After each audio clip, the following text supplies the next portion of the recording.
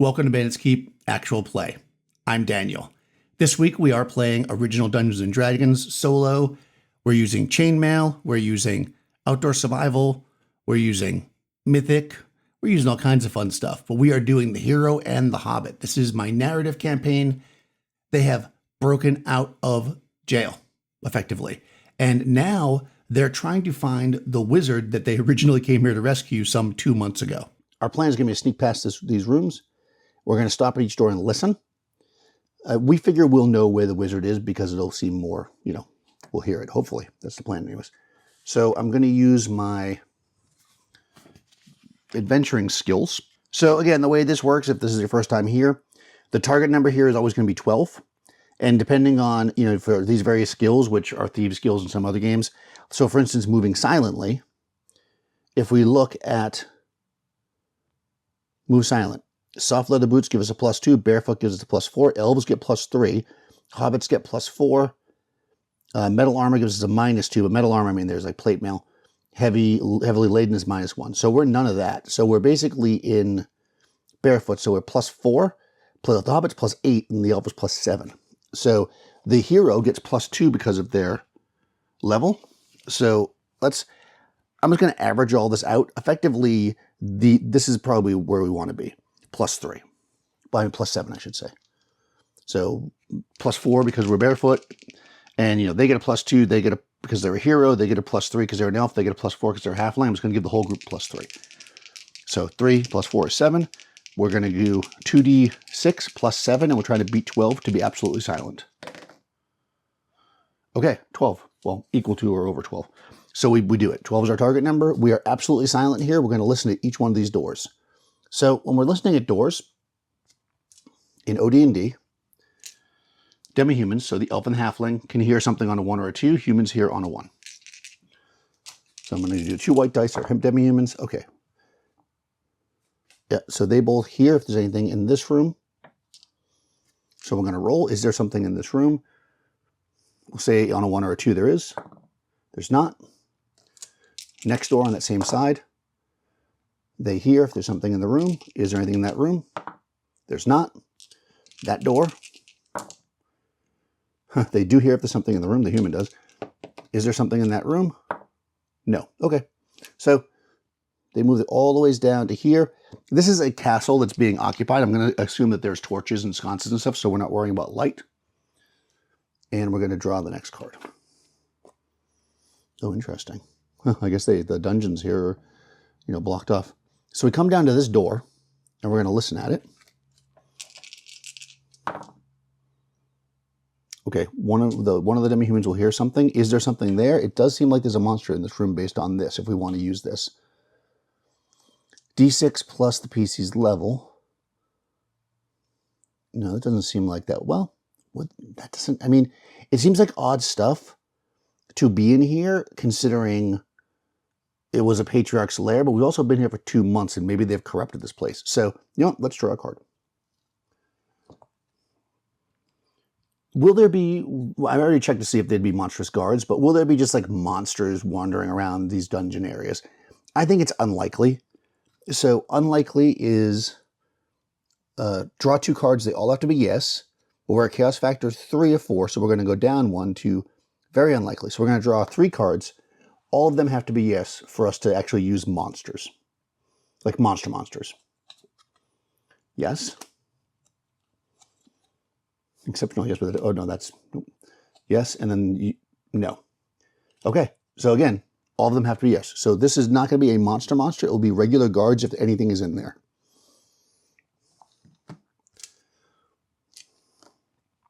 All right, so here we go. Is there anything in this room? No. All right.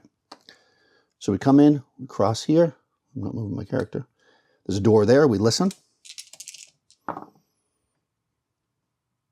Nobody hears anything. Open it up. Oh, look at that. We're going to have a dead end. Which is interesting because that means there's got to be another way out somewhere. We'll figure that out when we get here. So this is where the wizard's going to be.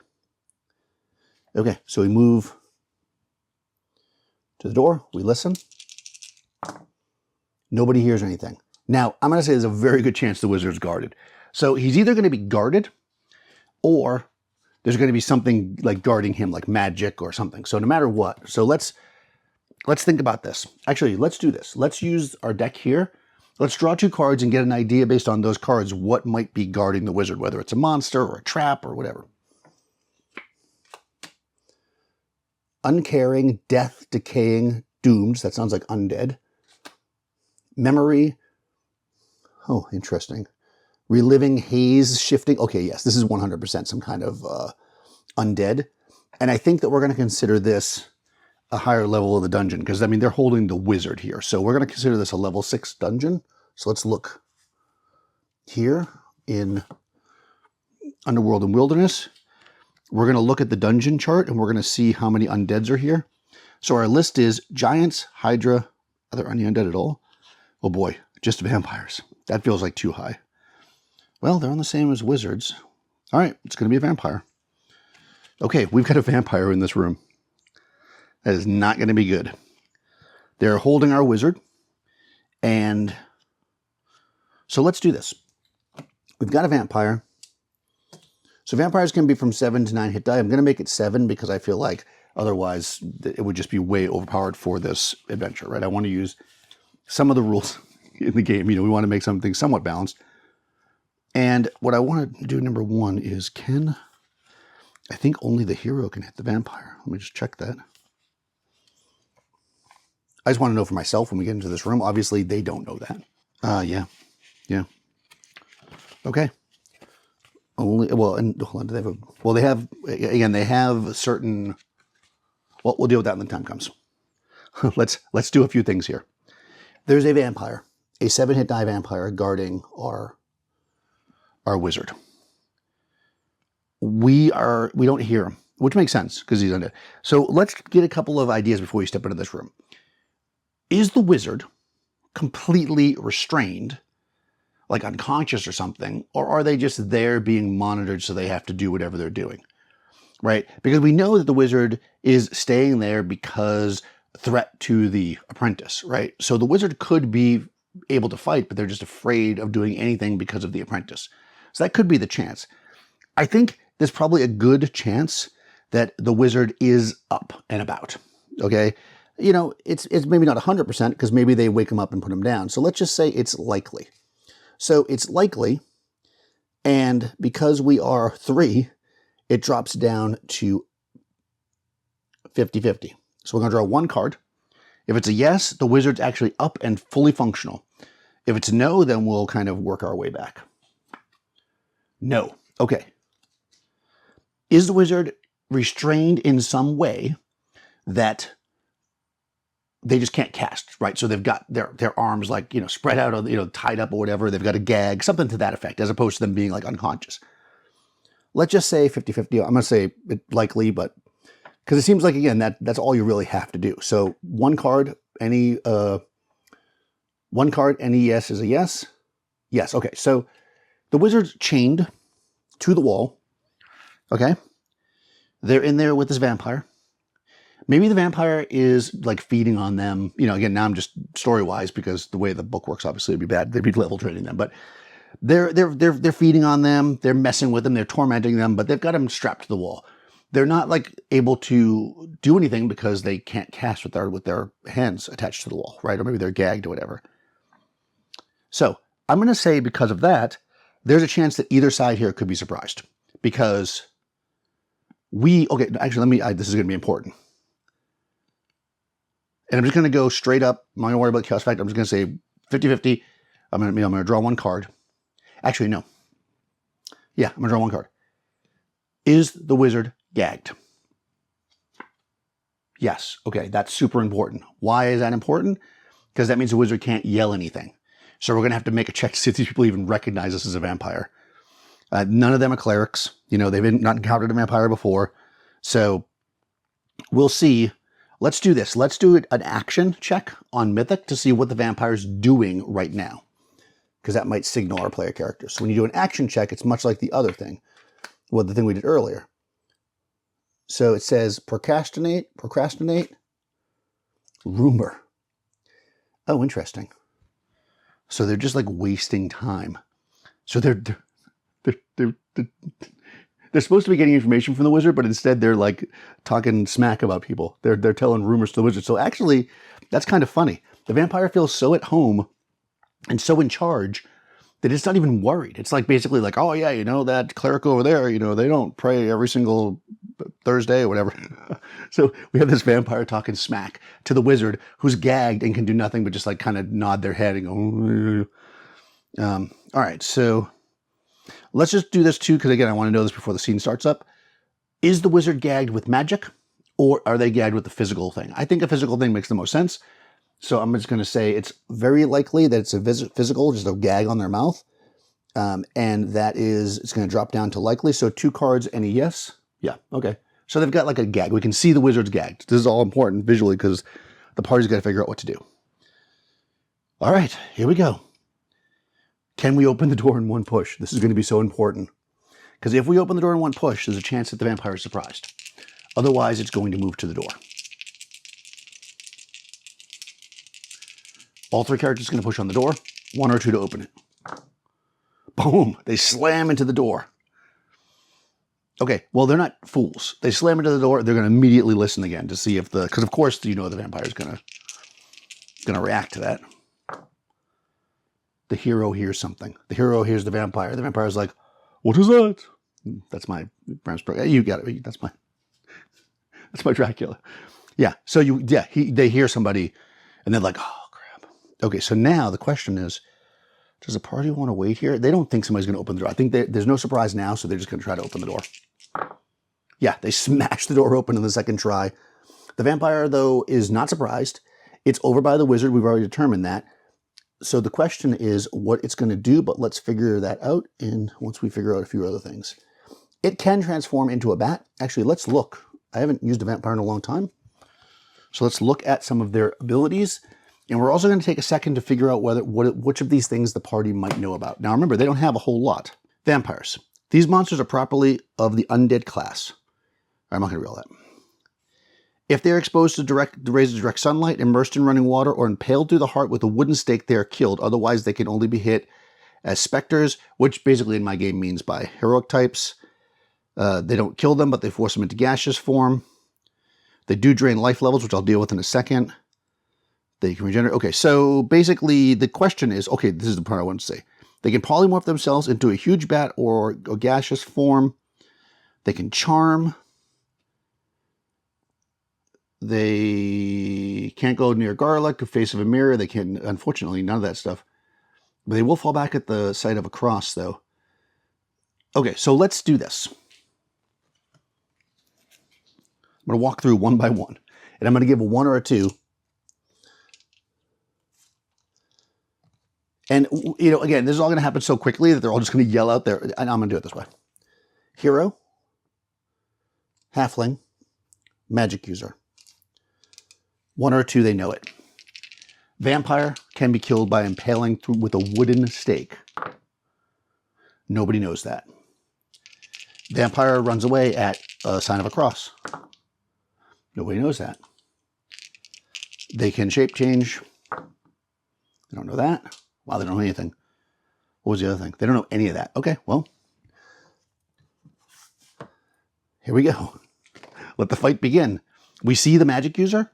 So what the party's going to do, their plan, is they're going to try to draw the heroes. They're all going to run this way. The plan is to draw the vampire into the corner so that the elf can run up and free the wizard. So they're going to, well, the hero in particular is going to protect the elf. The halfling's actually going to stand in the doorway and throw their spear because they're much better with missile weapons. I didn't say it, but I'm going to say that they picked up the extra spear because that's what they would have done. They're going to throw their spear and then have the other one ready to fight.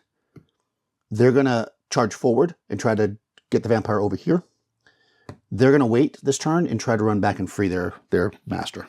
But let's roll initiative, because if the vampire gets to move first, they're going to end up fighting him in the doorway. Initiative. Party wins by a... Oh, no. Actually, vampire wins. So, I don't know. So, does the vampire transform into a bat and fly across?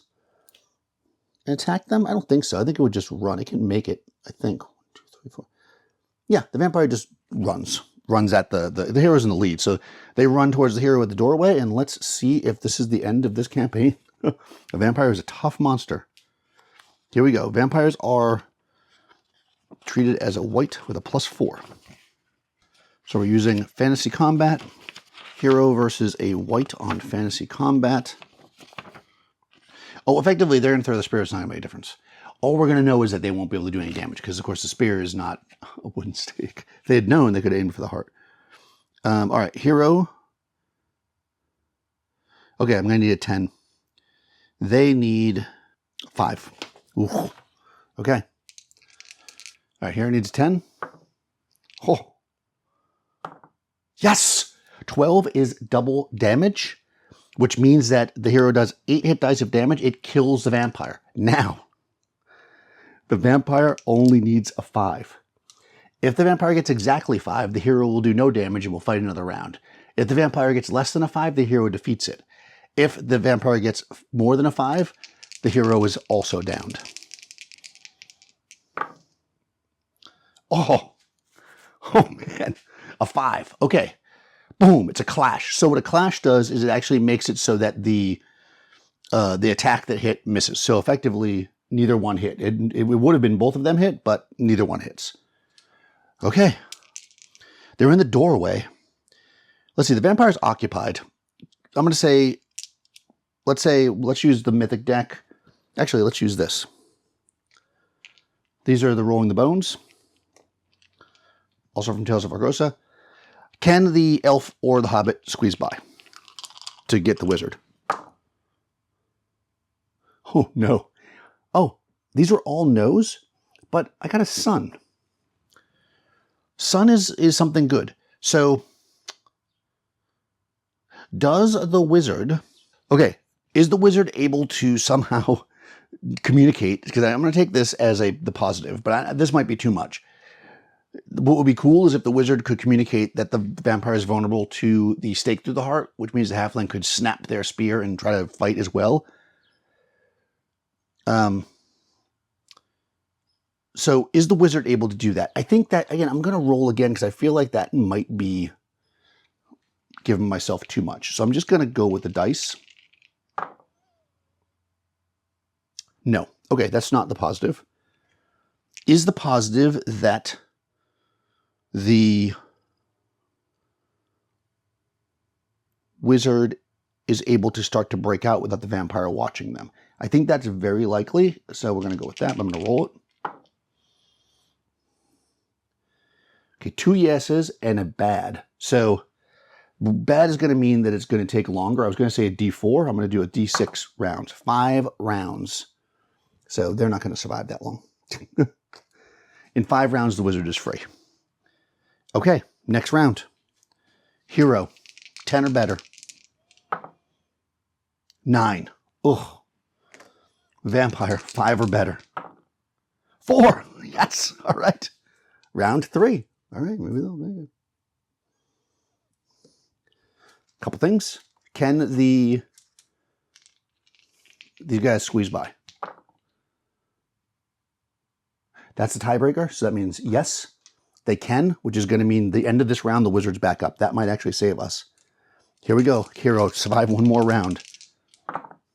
Nope. No hit. Oh, all right. The vampire hits our hero. They go down. So the vampire, you know, in fantasy combat, basically you defeat them, right? So the vampire hits them and bites them on the neck. Now, because this is epic, and I want to give it a chance, they ran over and pulled the gag out of the wizard's mouth. I'm going to allow the wizard to make an attack using a spell. If they hit the vampire, it will be a clash. The clash would mean that instead of the hero actually being bit by the vampire, it just like swiped him and then she fell on the ground and then she kind of rolls back up and she's still up. So I'm going to give them that chance because they ran over there. But I think, again, we should make that a roll of the die or something. I'm going to say, because I think it'd be cool, that I'm going to use this and I'm going to give myself advantage. But I'm going to add this die just in case.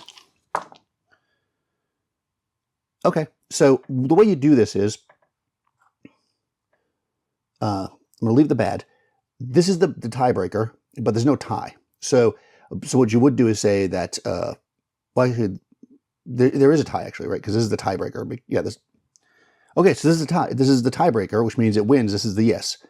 So the wizard's going to get an attack, but this means something bad, which I'm going to take to mean that they're going to use their last spell. So the wizard's going to have no spells from this point on. So they're rescuing a wizard with no spells.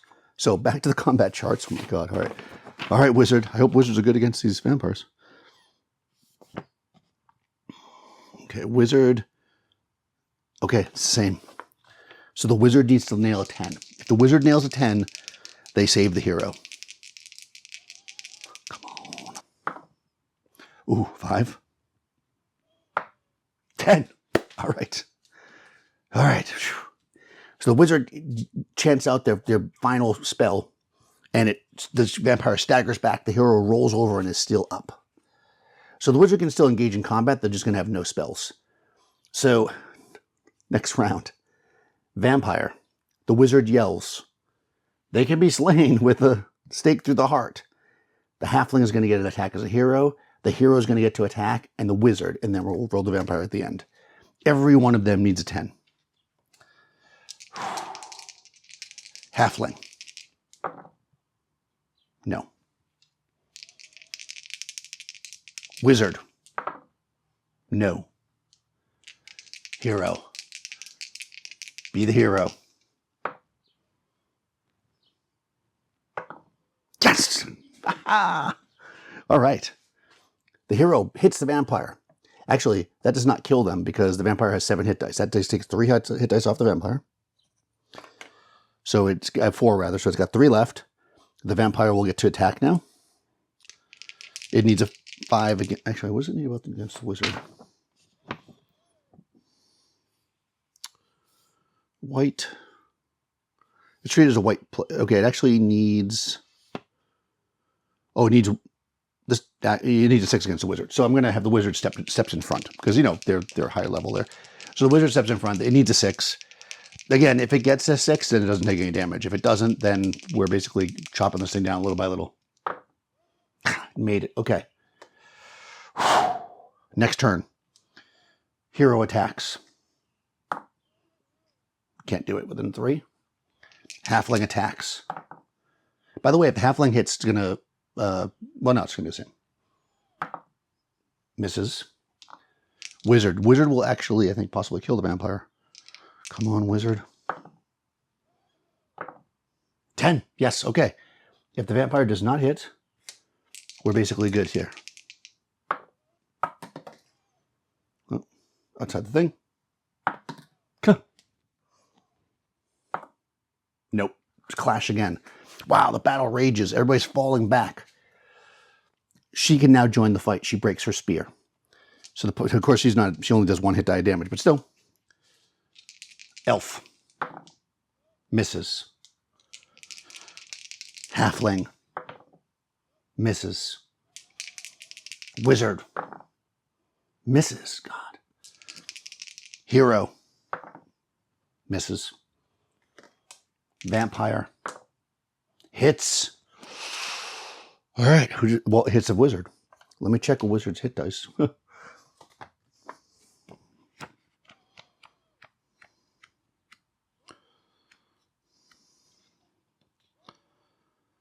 Wizard. 8. Okay. So the wizard has 1 hit die. So wizard's up. Of course. Okay. So the wizard is now hurt. Next round. Wizard strikes back. Nope, can't hit it. Halfling. Nope. Elf. Nope. Hero.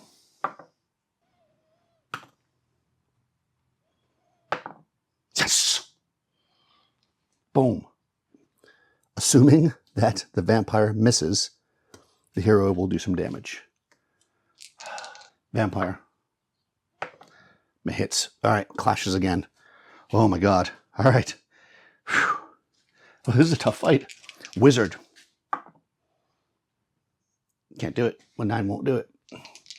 Man, the party might want to run, but I don't know where they'd go to. Hero.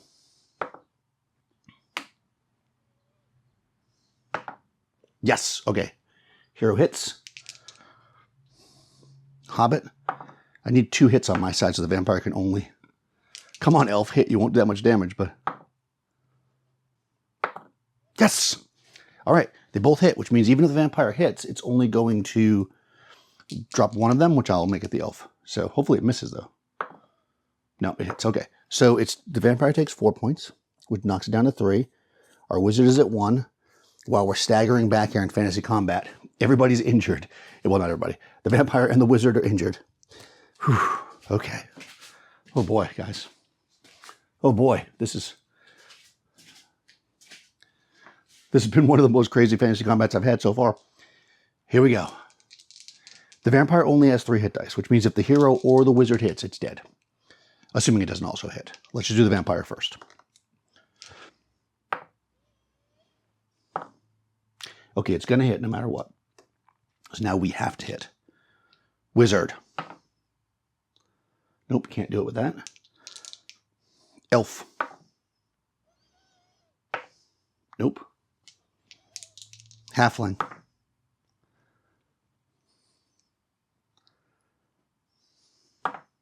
Yes, okay. Now, so at the very least, it won't hit us. It won't be dead with the halfling hitting it, but if the hero also hits it, it's dead. Hero.